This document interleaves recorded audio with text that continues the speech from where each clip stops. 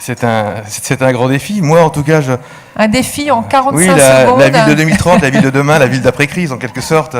Moi, je relisais avant de venir Globalia, et ce que je veux pas, c'est la ville de Baïkal-et-Kait, où Baïkal vit dans cette ville complètement aseptisée, normée, sous bulle, et Kait, elle, dans les zones ce qu'il appelle d'ailleurs les non-zones, donc cette dichotomie entre un monde complètement aseptisé et un monde qui serait de l'ordre de la nature, alors, ce que de l'organisation. Donc aujourd'hui, aujourd'hui, il y a quand même des grands événements qui font référence à ce que pourrait être la ville de demain. Il y a eu cette exposition universelle de Shanghai dont le thème principal était Better City, Better Life.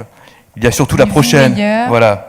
Il y a surtout une ville meilleure. Exactement. Il y a la prochaine sur Milan en 2015, dont le thème me paraît, moi, assez important. Il s'appelle tout simplement « Nourrir la planète de l'énergie pour la vie ».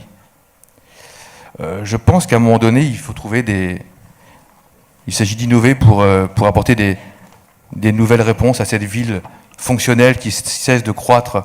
Alors je dirais que c'est pour les concepts, mais vous, dans votre métier, comment vous essayez de la construire, cette ville de 2030 ? Quels sont les défis que vous avez envie de relever, vous, aujourd'hui, dans l'exercice de votre métier ? Les défis, ils paraissent à la fois très simples et très banals, parce qu'on a envie, comme je disais tout à l'heure, d'offrir à la ville de 2030 de nouveaux espaces publics, de nouveaux espaces collectifs, intimes, qui se distinguent de ceux actuels. C'est-à-dire que, voilà, je pense qu'il faut réinvestir l'espace public, alors avec la culture, avec l'art, revoir cette façon de recréer cette ville générique où on a travaillé sur des quartiers d'habitation, des quartiers pour travailler, des centres historiques réservés au tourisme. Je pense qu'il faut revoir cette organisation en créant de la mixité, du rapport aux fonctions qui font aujourd'hui la ville. Voilà.